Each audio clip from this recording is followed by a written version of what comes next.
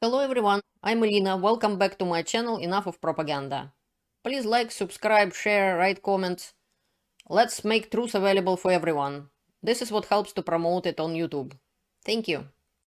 This is my article, The Real Scoop on Russia's Money in Toilets. Ever wondering how the Russian economy is still holding up? Let's spill the beans. Even Russian news like Izvestia published data from Ministry of Finance of the Russian Federation that the accounts of Russian National Wealth Fund have run out of euros.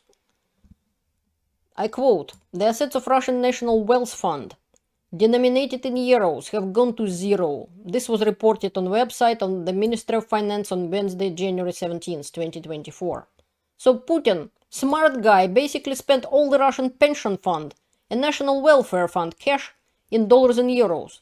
Now Russia stuck with Chinese money they don't need and gold they can't sell because of those sanctions.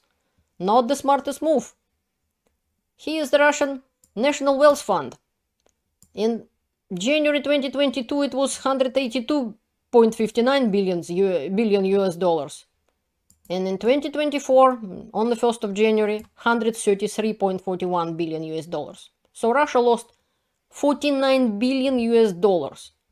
And meanwhile, over 6 million people in Putin's Russia don't have indoor toilets at home. This is Kurgan school. And this is their toilet, which children in Russia using in a village called Rybnaya. According to the Federal State Statistics Service of Rosstat of Russia, that's what they say. According to the latest population census, 10% of Russian households have outdoor toilets. 59 have indoor toilets, and the rest didn't respond, says Nikita Ilyin. Rosstat surveys indicate that the more than 6 million families in Russia have toilets outside their homes. In other words, on the streets. Ekaterina Sukhareva.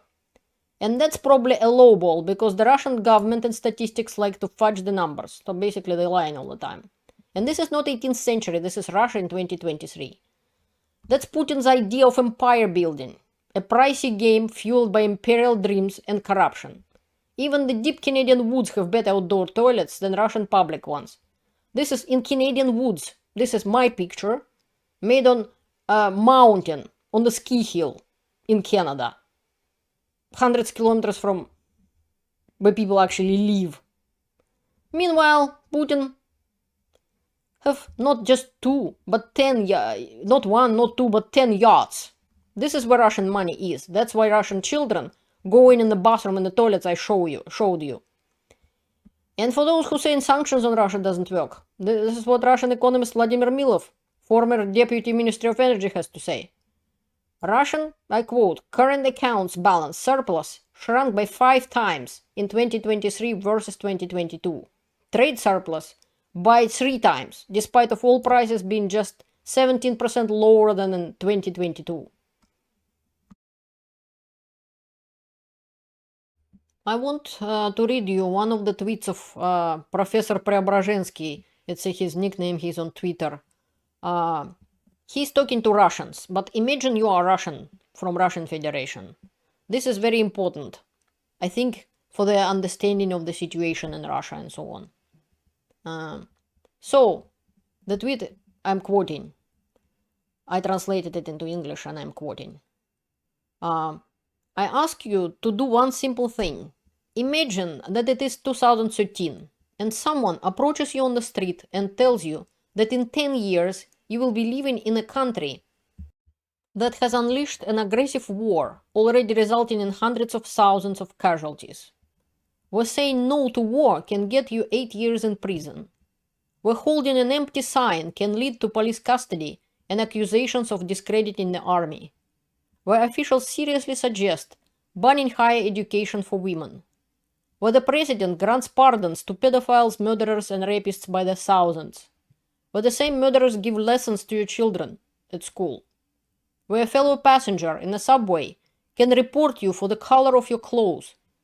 And it's the police who come for you, not medics to send him to the crazy clinic. Where priests on national television debate whether you have the rights to an abortion if you were raped. Would you believe such a person? No, you wouldn't believe him. Yet today you live exactly in such country. And this is true. This is what's happening in Russia, I can add from myself. And continuing quoting. So I ask you to do one more simple thing. Imagine that today someone approaches you on the street and tells you that in 10 years in this country, in Russia, your elderly parents will be thrown out on the street because their apartment will be given to a pedophile who became a hero in another aggressive war. Your daughter will be sent to a center for forced fertilization on her 18th birthday. And you yourself will be serving a 10-year sentence simply for not bowing to the portrait of the great leader Putin on the street. Would you believe? No? Excuse me, what reasons do you have not to believe? Well, take a look at last past 10 years.